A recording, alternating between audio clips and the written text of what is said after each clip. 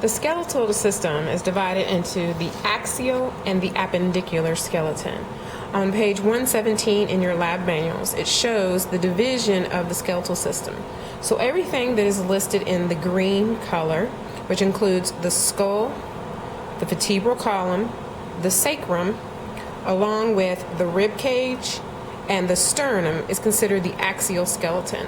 Everything in the tan, which is your appendages, so those are the bones of your arms, your legs, your pelvic girdle, along with your shoulder girdle, is considered the appendicular skeleton.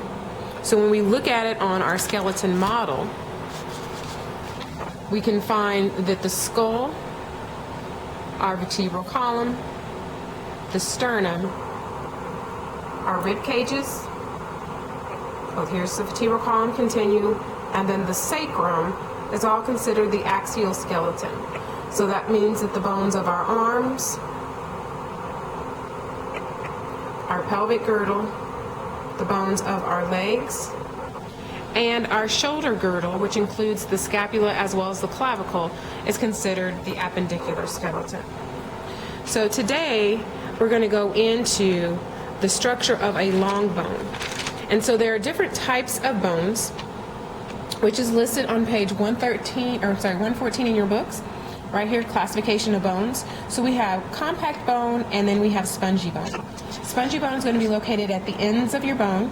Compact bone is usually going to be included on the shaft and the outer surface of your bones.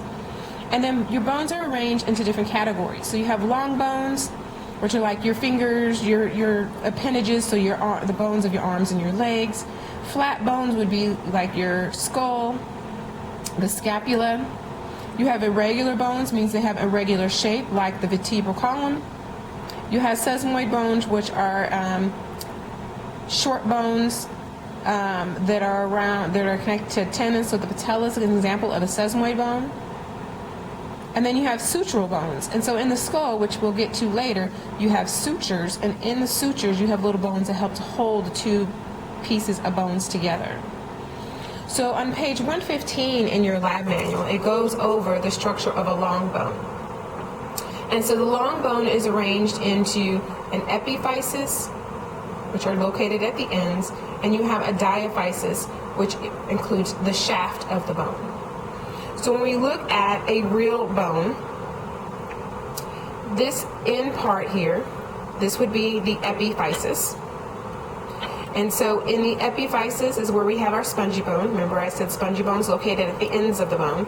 So here you can see how it looks like sponge. Let me get here closer.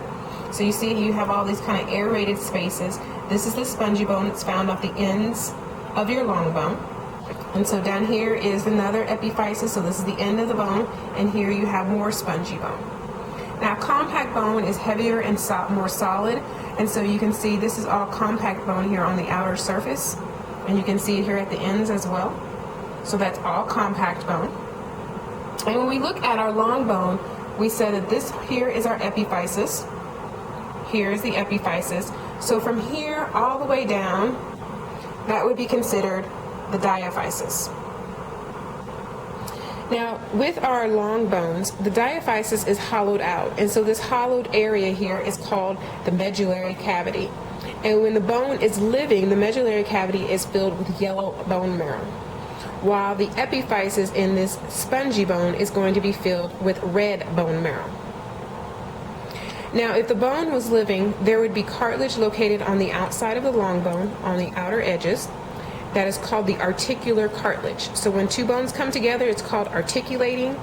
And so there will be cartilage located out here, which will help to reduce friction between the two bones as they move around or move past each other. And so there would also be articular cartilage located down here at the end of this bone as well. Now on the sides here of our diaphysis, on our shaft, there would also be a membrane, a strong membrane called the periosteum. And so the periosteum will help to protect the shaft of the bone. So we have our epiphysis, which is this region here. We have our diaphysis, which is the shaft of the bone. And then here we have another epiphysis. And so when we're looking at a long bone and we're trying to determine orientation, we use directional terms again. So this would represent the proximal epiphysis. and this would represent the distal epiphysis. Okay? Now in our epiphysis, and on this model I like to show the structure, there is this line. So hopefully y'all can see this little line here. That line is called the epiphyseal plate, or also called the growth plate. And so in this location here, this little line represents where cartilage is actually located, and the cartilage will divide and expand, and that's how the bone will grow in length. When growth is gone or is ended and there's no more growth in the individual, then the epiphyseal plate or line will close, and that will be an indication that there's no longer growth. So those are the structures of the long bone that you will be responsible for on the exam. So make sure that you study the structures of the long bone using this particular bone model.